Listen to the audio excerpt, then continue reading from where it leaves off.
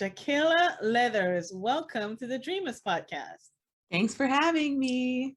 So, do you mind telling the Dreamers a little bit about you and what you do? My name is Jakayla Leathers. I am a government contractor. I'm a mom, I'm a wife, I'm an entrepreneur. My husband and I own a floor care and janitorial business, better known as facilities maintenance in government contracting world. We do everything in regards to flooring and everything in regards to janitorial. So, how did you get into that space? Yeah, so I kind of was telling you this a little bit before we got started. I was actually going to college to be an engineer before we started our businesses.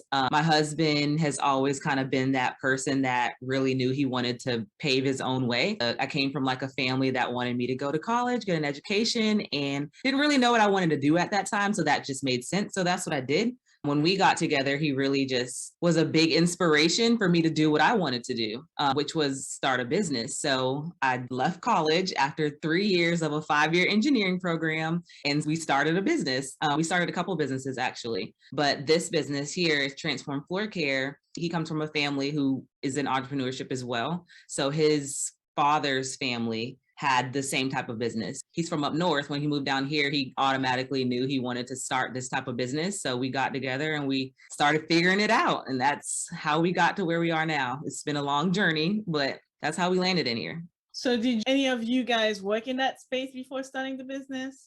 I definitely did not. I actually did not want to start a janitorial business at all. I was completely against it. It took a lot of research, but he, coming from his family being in that industry, he had an idea of what it looked like and the potential that it had.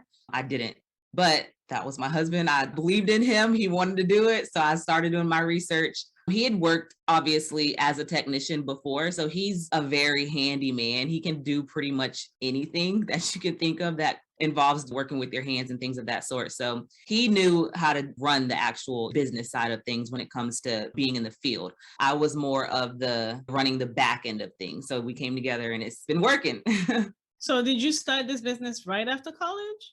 Okay, let's go back. I actually left college and I decided that I wanted to do hair. So I started a hair business. I was doing hair in college, and that's what made sense in the time of my life. When I left college, I went to cosmetology school, and that's the journey that I was heading down. At the same time, he had started this floor care janitorial business, and that was a journey he was heading down. Two separate paths. We were both doing our own thing, obviously working as a team for the things that we needed to, but doing our separate things. His business wasn't really doing too well in the location we were at. It was a college town. Neither of us knew anybody. Your network really is your net worth, and we knew absolutely no one. So it was really hard, especially as new entrepreneurs, new business owners, and young entrepreneurs and business owners to get it up off the ground.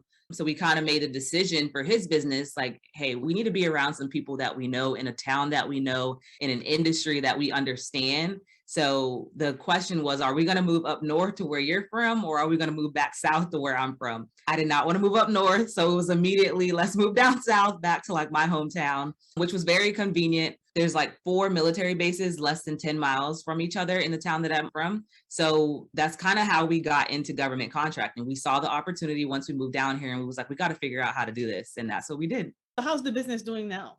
It's great. We are in, like I mentioned earlier, in our 5th, going on our 6th year in Beaufort, where we're located at, and actually on the very first contract we ever got. So this is going to be our 6th year going into that, and we actually just renewed it. So it's probably going to last until we're ready to walk away, which I don't foresee that happening. So lots of security, which is why I love government contracting. It really just allows you to project like your future, your business, and the goals that you really have for where you're trying to go. As far as things on the other side, so when we first started the business, we were focusing on residential. That is where we really wanted to go with this. And then we moved here. And like I said, government contracting made sense. Well, we were completely new to the government contracting world, knew absolutely nothing, made so many mistakes. Oh my gosh, it's scary just thinking about it. I mean, it was a learning lesson, and we've been learning since. And we're now in a place where probably 2 years ago, where we're finally like, okay, we don't have to just get 1 or 2 contracts. We can keep adding on to this thing. Like, that's how we're really going to get there.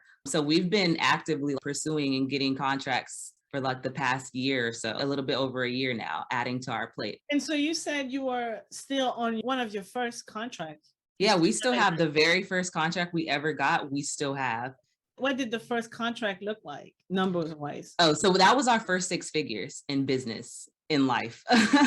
We made our first ever six figures the first year of doing business under that contract. It was a really good thing, but it happened so fast that I don't think that we were really prepared. So obviously a lot of mistakes were made that we had to like pivot from. That's what happens. That's what I like to tell people all the time. Like, it's not going to be perfect. Like, even when you start reaching the success you want to have, like, you have to be prepared for it. And I will tell you, we were not prepared for it at all. So in hindsight, it made us really slow down and go back to like the drawing board so that we could figure out how to really manage something that was growing so fast, because we had no idea. Like, it was me and him doing everything. And then it got to a point where me and him, if we were going to grow and continue to grow, we couldn't do it anymore. So we had to figure out what that looked like. And that was scary because we didn't know where to turn. We didn't know what our next step was going to be. We just knew that we needed to adjust.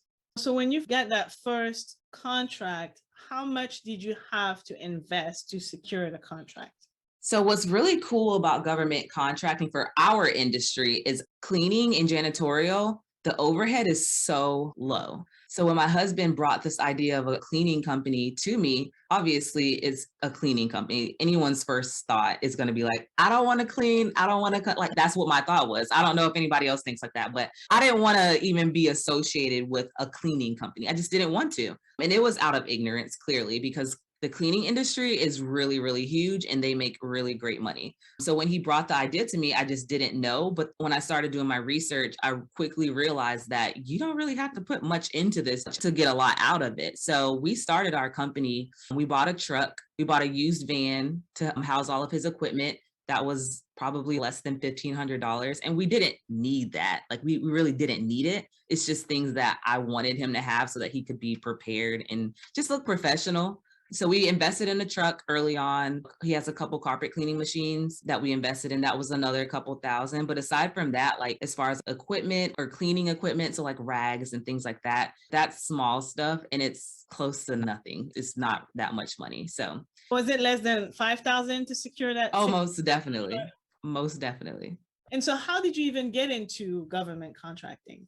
Okay, so we moved down to where I'm from, and there's 4 bases, literally 10 miles from each other. So we saw the opportunity. There's an air station, there's a naval hospital, and then 2 housing communities. So, I mean, that's what makes up this town. So we knew early on that, hey, if we're not going to target, we can either target residential, we can target the bases, or we could do both. We didn't want to do both. We had already had our run-in with residential. We didn't really want to do that again.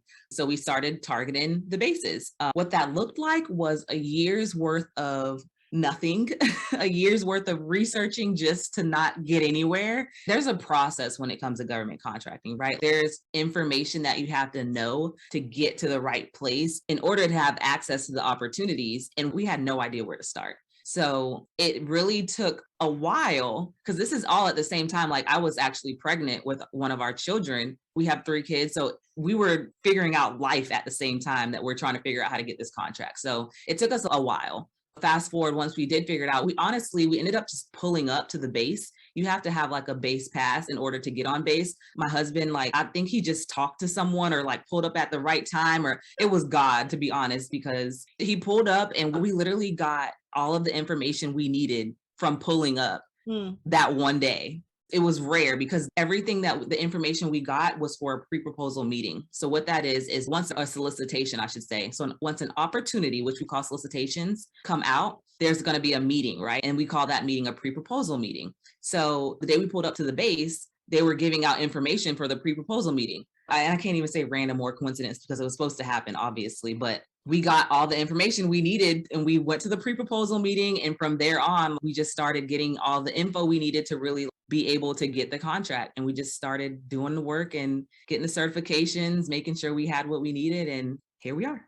So can anyone just walk into the pre-proposal meeting? One, you have to have a business. It's not like a regular person without a business can do it. You have to have a business, because when you're going to these meetings, you're having to sign in, and you're having to sign in on behalf of your business. Second of all, you have to know that there's going to be a meeting. If you don't know how to find the opportunity, which is the request for proposal, the document, then you're not even going to know that there's going to be a meeting. And then the meetings are on certain dates. So sometimes you have to register depending on the government agency that you're going to be doing business with. Sometimes you don't have to register, but you still have to know the time and the date and all of the information. So yes, anyone can do it. It's just having access to the information to know what time you should be there and things like that.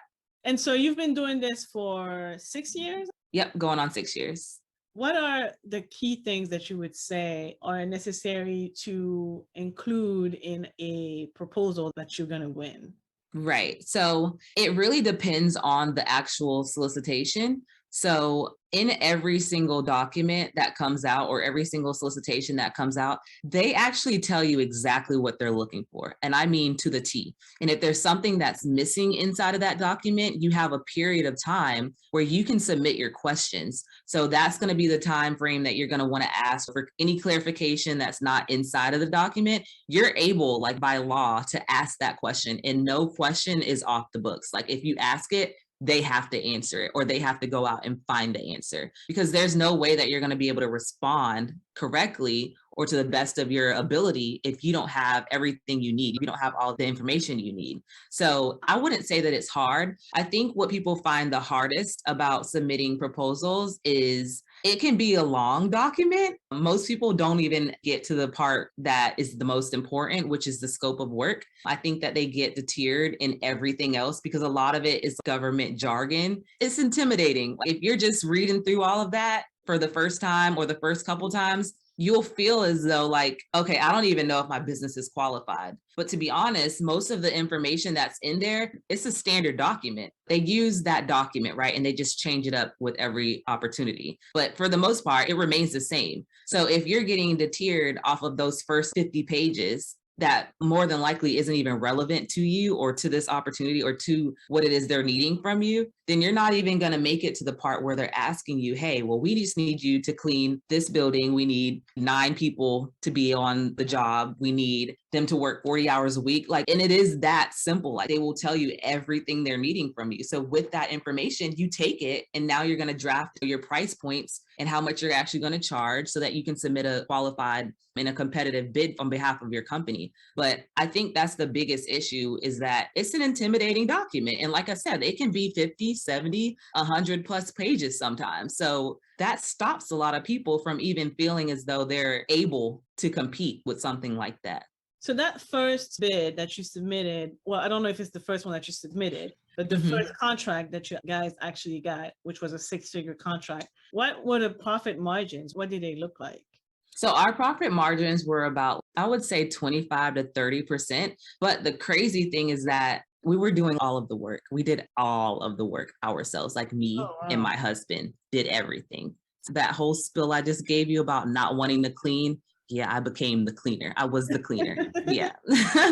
We were doing it all. And the reason we were doing it all at that point is because for that specific contract, we were actually only going for floor care. That's all we wanted to do. But when we were at the pre-proposal meeting and doing the actual walkthrough of all of the bases, the guy who was doing it was telling us, hey, like we need cleaners too. Like we don't just need floor guys, like a floor business, we need cleaners. So I'm hearing this. I went on the meeting myself. So I'm thinking like, okay, I mean, I'm hearing what you're saying. I don't know if any of these other businesses are hearing what you're saying, but whenever you're submitting a proposal for government contracting, right, if you're a company that offers A, B, and C, but you know that the agency needs A, B, C, D, E, and F, but you only offer 3, sometimes you'll still be competitive. But if you offer everything, they would much rather go with the company that can give them everything under one umbrella versus having 3 different businesses that they have to bring together. And it's just a lot more work for them. So as soon as I heard that, I'm like, okay, we need to add cleaning to this thing. Like, I don't know what that looks like. I don't know how we're going to do that, but we're going to add cleaning to our bid. So that's what we did. We ended up bidding on floor care and cleaning. And I don't know if that's why we won, but I still say to this day that that's a big reason why we won. We were also the only certified firm there too. So we have our women-owned small business certification through SBA. And then we also are certified through DOT for a disadvantaged business enterprise. So no other businesses that were competing against us were certified. obviously that's an advantage for the company or for the agency we're going to be doing business for. So those two reasons I think are a big help as to why we won that contract. So to submit a proposal, do you need to have some type of training, certification, or prior work experience? No, you don't have to. I You just mean, need to have a business. you just have to have a business. You should know what you're doing because you're probably not going to win if you don't. You don't have to be certified. You don't have to have experience. You don't have to at all. You would be so surprised at some of the things that you'll see in government contracting. Like, and I'm sure the people who read, the procurement officers and purchasing officers who read these proposals, that I'm sure they're shocked too. They're probably not anymore, but they get so much responses from people who are clearly unqualified.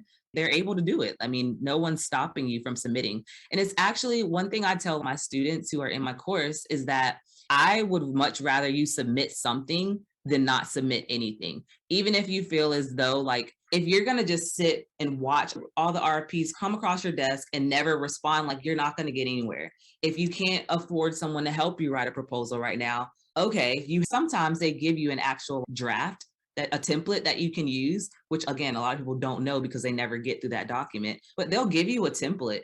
You can literally use that template and try your best. If you don't win, you can then ask for a debriefing and you can ask the agency, hey, well, could I get a debriefing? And could you let me know? Basically, you're basically asking them to let you know, where did I go wrong? What was wrong with my proposal? And they will literally tell you. It may not be what you want to hear. It may not be very, kind, but you need that to grow and you need that to get better. You need to know what you're not doing right. So yeah, I mean, anybody can submit a proposal.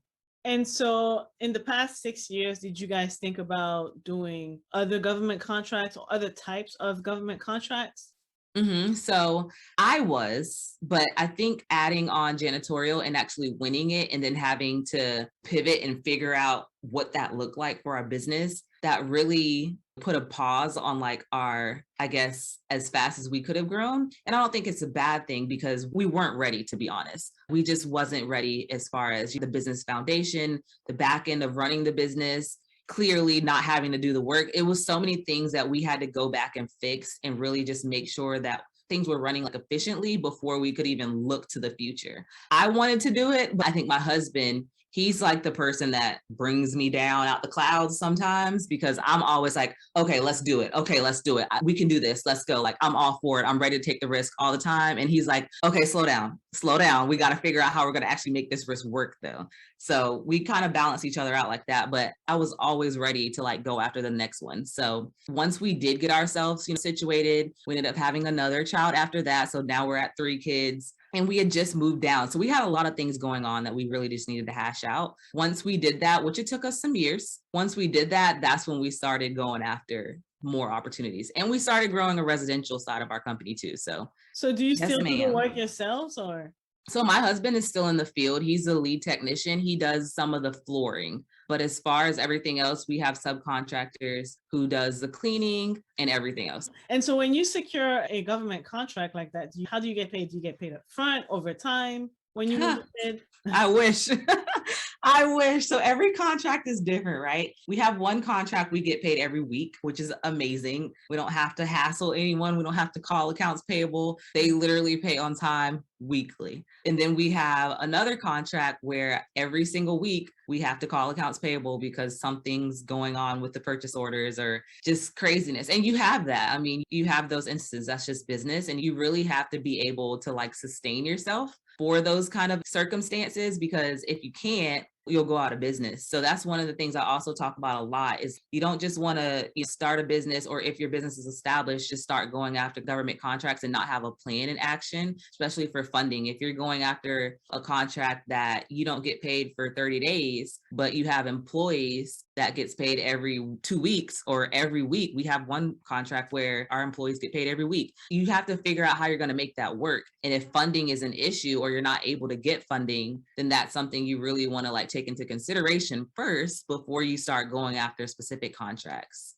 So can you share maybe some of the lessons learned from when you first started in government contracting to now? We might have listeners or people who are watching who are interested in getting into the space. And if you can share anything that can help. Oh, yeah, for sure. I think one thing that I would definitely share is knowing how to like price your services. So we're a service-based business, and I will say that in the beginning, when we were submitting proposals or submitting our bids, our pricing was so off. It was so off. Like the awards would get sent out. When the awards get sent out, you're able to see what other people price their jobs at. We were so high. It came from like, okay, well, the way you would price yourself in the private sector is completely different than how you would price yourself in the public sector. And it's completely different per industry. So you have to really understand your industry before you start submitting prices. And then also, you can pick what kind of contracts you want. In the beginning, we were kind of just going after everything, and a lot of the contracts didn't really make sense for our business. It didn't make sense for our life, as parents, as people with small children. It just didn't make sense for a lot of the different things. So what we do now is we have a checklist that we go down, and before we decide that whether or not we're going to bid or not bid on a specific opportunity, we go through that checklist and we make sure that it makes sense for us. Otherwise, you're kind of just going after everything, which you can do that. But then what happens if you win everything? Now you're kind of stuck and it didn't make sense for your life. And now you're miserable because, you can turn down a contract, but at that point, that doesn't look good for you at all. So you really want to take a lot of like the back end things into consideration before you just go out here and start bidding on everything. And you don't want to bid on everything. You want to find what makes sense for you and what is going to be the best fit for you.